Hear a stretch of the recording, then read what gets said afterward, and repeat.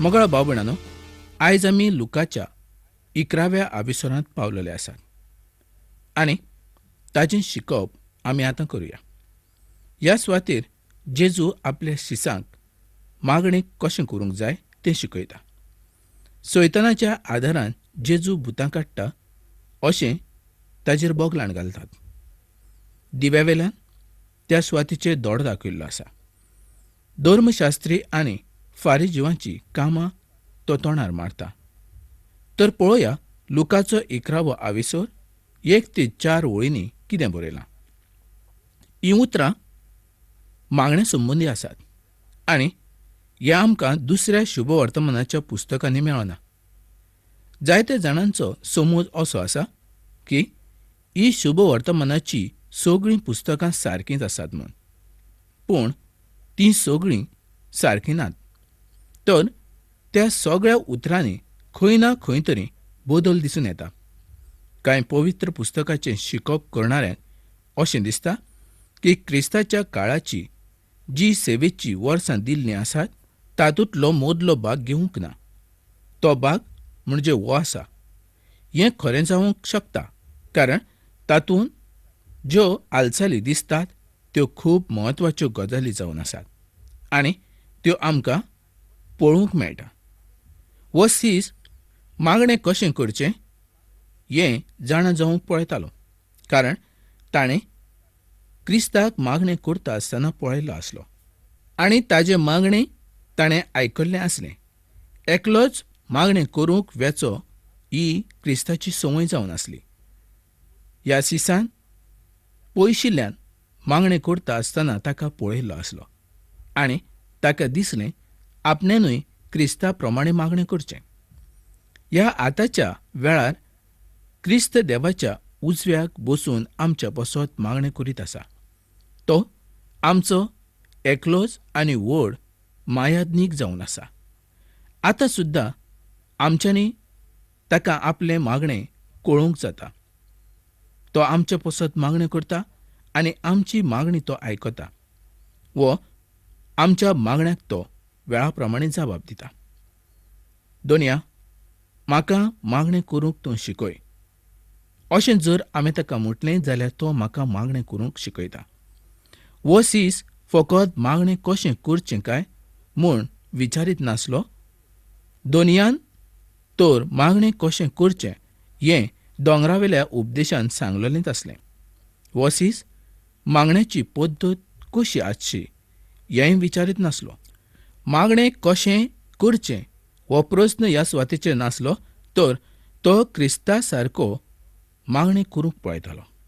खऱ्यांनीच आमकां अशा लोकांची गरज आसा जो आमकां मागणें करूंक शिकयतलो. ह्या सिसान दोनयाक म्हटलें, ज्या तरेन जोवान आपल्या शिसांक मागणें करूंक शिकयलें तशें तुवें आमकां शिकय. जोवाच्या जिवितांतलो एक भाग ह्या सुवातेचेर आमकां पळोवंक मेळटा. हो निमाणो वेळ जावन आसा जेन्ना आमी जोवाक पळयता. ह्या निमाण्या चित्रान आमी ताका मागणें करणाऱ्या मनशा संबंदी पळयता म्हणजे मागण्याचो मनीस म्हूण पळयता. ज्या तरेन जोवान ताच्या शिसांक मागणें करूंक शिकयलें त्या प्रमाणें तूं आमकां मागणें करूंक शिकय. मोगाळ भाव भयणानो, आयज तुमच्या भितर असो कोण आसा जो अशें दुनियाक सांगूंक शकता. देवाचे सगळे चाकर मागण्याचे झुजारी आसतले. क्रिस्ताक जाय सगल्या भावार्थ्यांनी मागणें केल्लें आनी मागणें करूंक आयज शिकोवपाची गरज ना. जो पवित्र आत्मो तुका फावो जाल्लो आसा तो तुका मागणें करूंक शिकयता. जें तुज्या मनांत आसा, जें तुज्या काळजांत आसा तें सगलें तूं दोनयाक सांगता तेंच जावन आसा एक मागणें.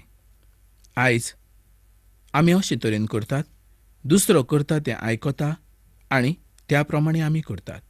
पूण आमचें मागणें तशें जावचें न्हय. ज्या प्रमाणें पवित्र आत्मो आमकां दाखयता त्या प्रमाणें आमचें मागणें आसचें आनी तेंच मागणें दोनी जेजू आयकून घेता आनी आमकां ताजो आदार ताजी कृपा फावो जाता. पयले सुवातेर मागणें करता आसतना आमी मागण्याचेर येवच्या पयलीं मनशान आपल्या पातकाचें बोगसणें मागूंक जाय. आपल्या काळजांत आसलेलीं वायट चिंतनां, वायट गजाली आमी सगल्यो दोनूय जेजूक सांगून सोडून दिवंक जाय आनी दोनूय जेजूक आपल्या काळजांत आपोवंक जाय. ताका आमच्या कुडीचो आनी ओतम्याचो दोनी करून घेवंक जाय. उपरांत मागणें करूंक जाय आनी हें मागणें पवित्रतायेन केल्लें आसूंक जाय. मागणें अशें जावंक पावता की जायते फावट आमच्या जिवितांत जायतीं चिंतनां आसतात आनी तीं घेवनूच आमी मागणें करता, पूण तीं देव आयकूंक शकना, कारण तो पवित्र जावन आसा आनी जसो तो पवित्र आसा त्या प्रमाणें आमी पवित्र आसूंक जाय. आमी जर काळजांत सगळें मेळेपण दवरून मागणें केलें तर तें मागणें दोनी देव केन्नाच आयकूंक शकना. तर आमचो वेळ मात आमी पिड्ड्यार करता अशें जावंक पावता. आमी मागणें करतना त्या मागण्याचो अर्थ आमकां समजूंक जाय. ह्या सुवातेर जें मागणें दोनूय जेजून शिकयल्लें आसा तें वावरतें पासत जावन आसा. तारण जावंक ना तांच्या पासत तें ना. लुकाच्या 13व्या आविसरांत आनी 13वे वळीन एक मागणें दिल्लें आसा. दोनूय देवा म्हज्या असल्या पातक्याची काकूत कर. ह्या पेक्षा सोंपें मागणें ह्या सुवातेर आमकां दिसून येना. देव कृपेवंत जावन आसा. तो काकुतेचो देव जावन आसा. तो तुमचेर कृपा करणारो देव जावन आसा. तुजें तारण जावच्याक ताजे कडेन भीक मागपाची गरज ना. जर तूं ताजेशी आयलो तर तुजें तारण जावंक शकता. तो तुका तारण दितलो. आमच्यांनी अशें मागणें करूंक जाता, दोनया आमचो दिसपट्टो इग्राज आमकां दी. आमच्या पातकाचें बोगसणें आमकां दी, कारण आमी आमच्या रीणकाऱ्याक बोगशिता, तशें आमी आमच्या दुस्मानाक बोगशिता, तशें तूं आमकांय बोगस. ह्या परीन जर आमी मागणें केलें जाल्यार देव आमकां बोगशिता आनी आमचें मागणें तो आयकता. एफिसकारांक चीट 4 आविसर आनी 32वी वळ आमी वाचुया. एकामेका सवें दयाळ आनी काकूदवंत जायात. क्रिस्ता सवें देवान तुमकां बोगशिलीं, तेच भाशेन तुमी एकामेकाक बोगसात. देवान मागण्याचे मनीस आमकां केल्ले आसा. आमी मागणें कशें करचें हें देवान आमकां दाखयिल्लें आसा. जर तुमी मागणें केलें तर सगळें सारकें जावंक पावता. आमी देवाक वेळ दिना जाल्यार देव आमकां आपलो वेळ कसो दितलो.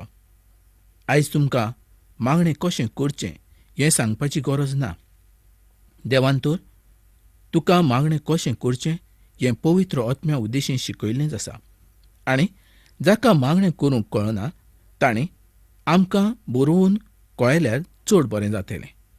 मागणें कशें करचें हें देवाच्या आदारान आमी तुमकां आदार करूंक शकता. मागणें शिकोवच्या पासत मनशाची गरज ना, तर पवित्र पुस्तक आमकां मागणें कशें करचें, केन्ना करचें आनी कित्याक पासत करचें आनी कितलें फावटी करचें हें सगळें शिकयता. फकत आमकां देवाचोच आदार जाय.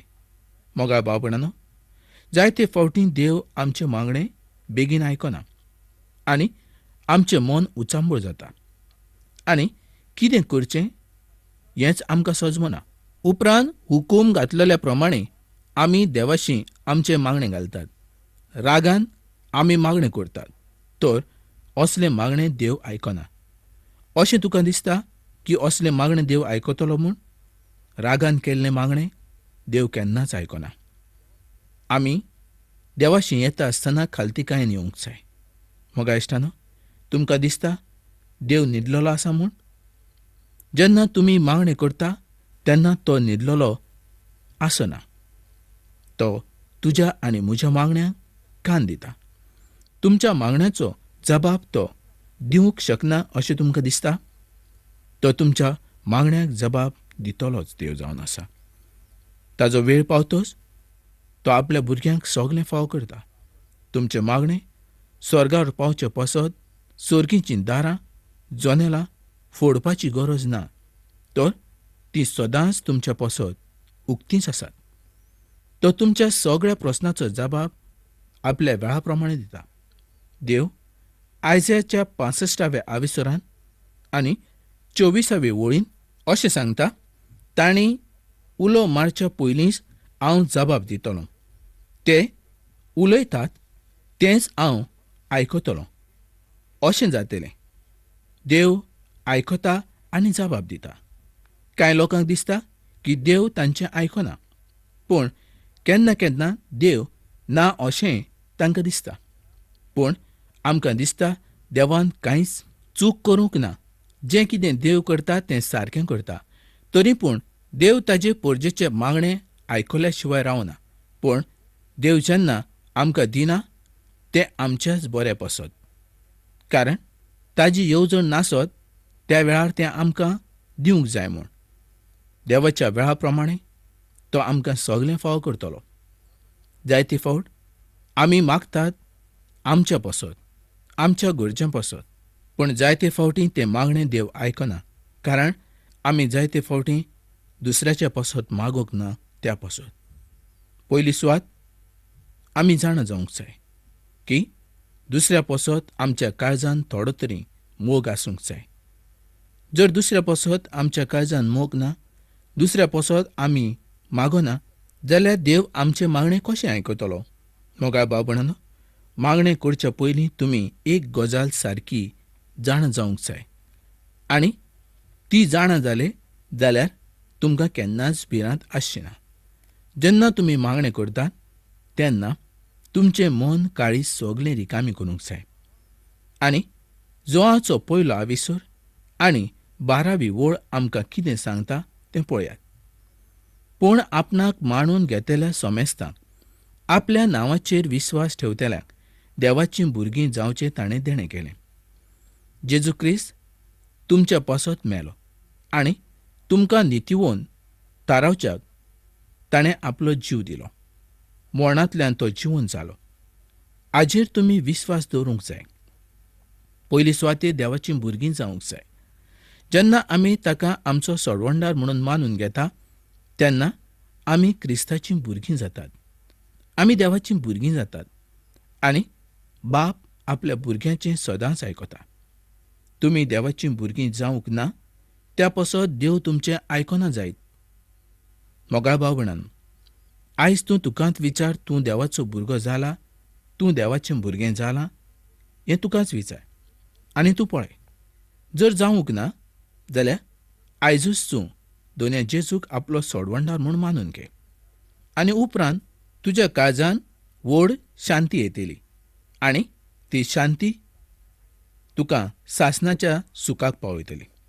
जोआच्या 20व्या आविसरान आनी 22व्या वळीन अशें बरयल्लें आसा, अशें उलोवन ताणें तांचेर स्वास सोडलो आनी तांकां म्हटलें, पवित्र आत्मो घेयात.